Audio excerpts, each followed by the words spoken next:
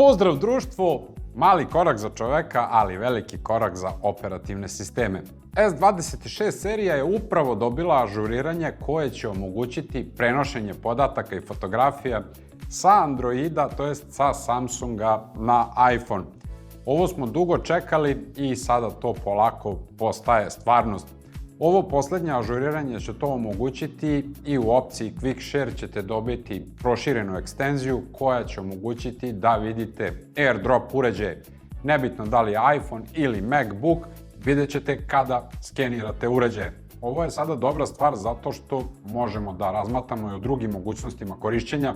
Ja sam se konkretno razmišljao da kupim MacBook zbog montiranja videozapisa, ali to nisam mogao da radim dok ne kupim i iPhone, a na iPhone mi se nije prelazilo. Sada mogu direktno sa Samsunga da šaljem na MacBook fotografije ili videozapise. Idemo na brzinu da ažuriramo Samsung i da vidimo kako to radi.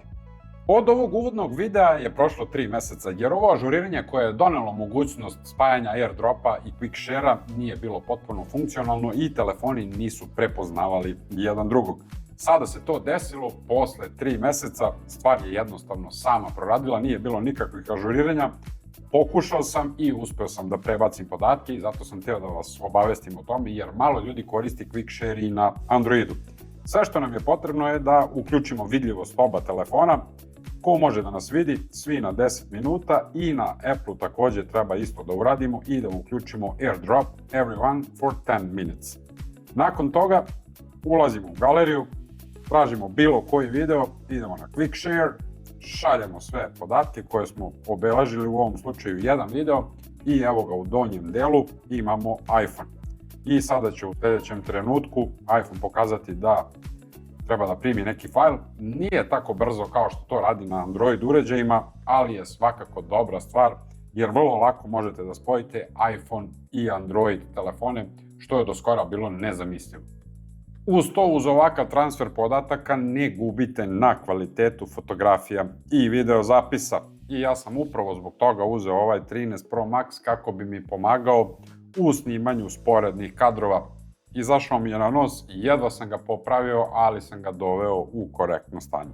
Video je sa Samsunga prebačen na iPhone standardno, ide u Apple Photos aplikaciju i evo ga ovde odmah prvi u donjem redu. Kao što možemo vidjeti, 4K pri 60 frame-ova u sekundi, prebačen onako kako je snimljen na Samsung uređaju i vidimo da je to sasvim pristojan kvalitet.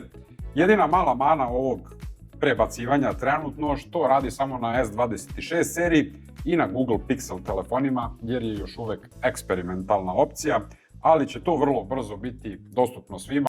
Nadamo se već da će od Androida 17 ovo biti standardna opcija i da će malo brže raditi. Pored toga što su operativni sistemi dobili kompatibilnost i mogućnost prebacanja podataka sa jednog na drugi, počeli su i da liče jedan na drugi. Samsung je ovde malo iskopirao Apple na One UI 8.5 i promenio kontrolni centar i centar sa obaveštenjima. Tako sada sa leve strane imamo centar za obaveštenja, kao na iPhone-u takođe, s tim što bih ja ovde iPhone-u malo zamerio organizaciju ovih podataka, jer sam, na primjer, ovaj mail pročitao, ušao sam iz aplikacije u mail i otvorio mail, ali to nije sklonjeno sa početnog ekrana za obaveštenja, dok na Samsungu to mnogo bolje funkcioniše i poruku možete da, to jest obaveštenje možete da proširite i čak šta možete i da odgovorite na poruku, da uopšte ne ulazite u aplikaciju. Mnogo bolja stvar. Sa desne strane imamo kontrolni centar koji takođe dosta podsjeća na ovaj iPhone-ov kontrolni centar i sve deluje manje više dosta slično.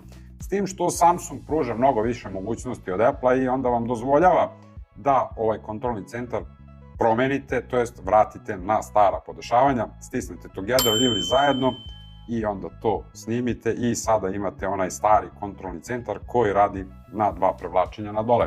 Samsung je mnogo bolji što se tiče optimizacije operativnog sistema i prilagođavanja vašim željama.